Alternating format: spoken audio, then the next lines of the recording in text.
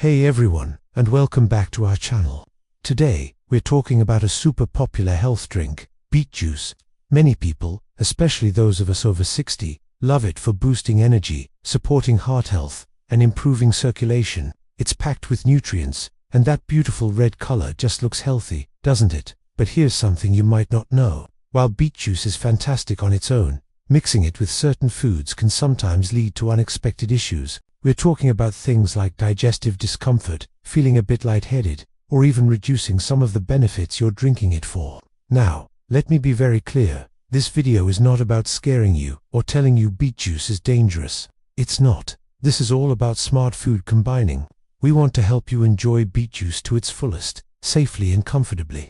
We'll cover why beet juice can affect seniors differently, what food combinations might cause bloating, which ones could lower your blood pressure a little too much, and how to drink it safely. So, if you're a fan of beet juice, you'll definitely want to stick around. First, let's understand why beet juice can have a more pronounced effect as we age. Our bodies change, our digestion might become a bit more sensitive, and our blood pressure regulation can be different than it was in our 20s or 30s. Beet juice is a potent, concentrated source of nitrates and other compounds. These nitrates are converted into nitric oxide in our bodies, which is amazing for relaxing and widening blood vessels. This is what helps lower blood pressure and improve blood flow. However, for a senior who might already have lower blood pressure or is on medication, this powerful effect needs to be managed carefully. That's why paying attention to how you combine it with other foods is so important. Alright, let's jump into our first category, foods that can cause gas and bloating when mixed with beet juice.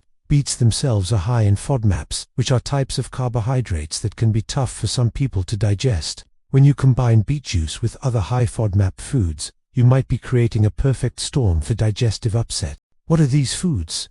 Think about things like beans, lentils, cabbage, Brussels sprouts, broccoli, onions, and garlic. Even fruits like apples and pears can contribute. If you have a sensitive stomach or are prone to bloating, try to avoid having a big glass of beet juice alongside a hearty bean chili or a large cabbage salad. It's not that these foods are bad, they're incredibly healthy. It's just that the combination can be a bit much for your digestive system to handle all at once. Instead, try spacing them out. Have your beet juice in the morning and save the beans or cabbage for your dinner. This gives your system time to process everything separately. A little bit of planning can make a world of difference in how you feel. Next up, let's talk about blood pressure. This is a really important one. As we mentioned, beet juice is famous for its ability to lower blood pressure. This is generally a huge health benefit. But what happens if you combine it with other things that also lower blood pressure? You could end up feeling dizzy, lightheaded, or fatigued because your pressure drops too low. So, what should you be mindful of? The first thing is blood pressure medication. If you're taking medication to manage hypertension, adding a significant amount of beet juice to your daily routine could amplify its effect. This is a classic case where you absolutely must talk to your doctor.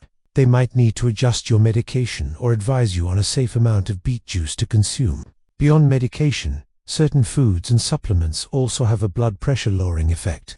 For example, celery, garlic, and fish oil supplements are all known to support healthy blood pressure. Even a hot bath or sauna can temporarily lower it. Imagine having a glass of beet juice, taking a fish oil supplement, and then hopping into a hot tub. That combination could potentially cause a significant drop. Again, the key is moderation and awareness. Don't consume all these things at the exact same time. Pay attention to how your body feels. If you ever feel dizzy or unusually tired after drinking beet juice, consider what else you consumed that day. Now, let's discuss oxalates. You may have heard this term before, especially if you're prone to kidney stones. Oxalates are natural compounds found in many healthy plant foods, including beets. In fact, beets and beet greens are very high in them. When oxalates bind with calcium in your urine, they can form crystals, which can lead to kidney stones in susceptible individuals. So, if you're drinking beet juice, it's wise not to pair it with a huge meal of other high-oxalate foods, especially if you have a history of kidney issues. What are some of these other foods? We're talking about spinach, rhubarb, almonds, and Swiss chard. A smoothie with beet juice, a huge handful of spinach, and almond milk might sound like a health powerhouse, but it's an oxalate bomb. Does this mean you can never have these foods together? Of course not. But if you drink beet juice regularly, maybe rotate your greens. Instead of spinach every day, try kale or lettuce, which are lower in oxalates. Don't go overboard with almond everything if you're also having daily beet juice. It's about balance. And if you have a known kidney condition or a history of stones, this is another critical conversation to have with your healthcare provider before making beet juice a staple. They can give you personalized advice based on your health history.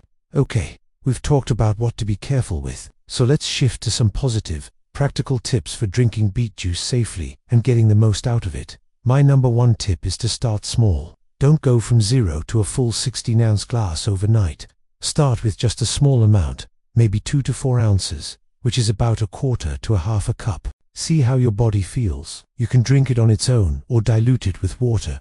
Another great tip is to mix it with lower oxalate, complementary foods. For example, juicing beets with carrots, apples, and a bit of ginger is a classic combination that's delicious and well balanced. Carrots and apples are not as high in oxalates and provide different nutrients. Ginger is fantastic for digestion, which can help counteract any potential bloating. Also, timing matters.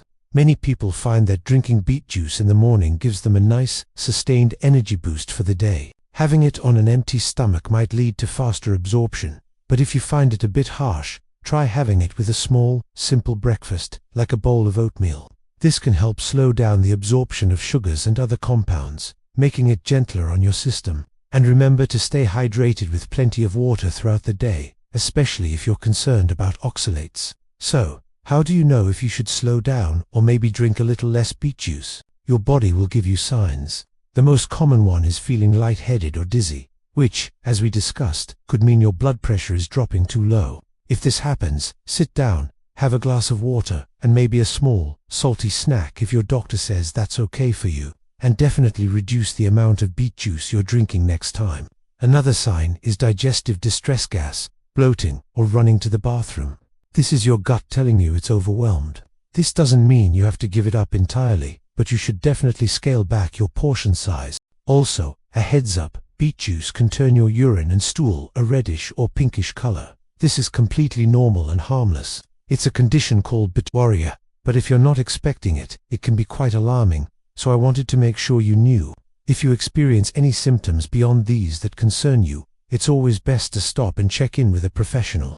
Finally, let us wrap up by talking about who should be extra cautious and speak with their doctor before making beet juice a regular part of their diet. This is the most important takeaway from our video today. First, as we've emphasized, if you have low blood pressure, also known as hypotension, or if you are taking any medications to lower your blood pressure, please talk to your doctor. Beet juice could interfere with your treatment plan. Second, if you have a history of kidney stones, particularly calcium oxalate stones, you need to be very careful due to the high oxalate content. Your doctor or a registered dietitian can help you figure out if it is safe for you and in what amount. Third, individuals with diabetes should be mindful. While beet juice has many benefits, it is still a source of natural sugar and carbohydrates. Juicing removes the fiber, which can cause a quicker spike in blood sugar than eating a whole beet. Monitoring your blood sugar levels is key. And finally, if you have any chronic health condition or are on any long-term medication, a quick chat with your healthcare provider is always a smart and safe move before adding something so potent into your routine. Beet juice can be an incredible addition to a healthy lifestyle for seniors, but knowledge is power. By understanding these simple food-combining principles and knowing when to seek medical advice, you can sip safely and enjoy all the wonderful benefits. Thank you so much for watching today. I hope you found this information helpful and empowering. If you did, please give this video a thumbs up and consider subscribing for more senior health tips. Stay safe, stay healthy, and we'll see you in the next video.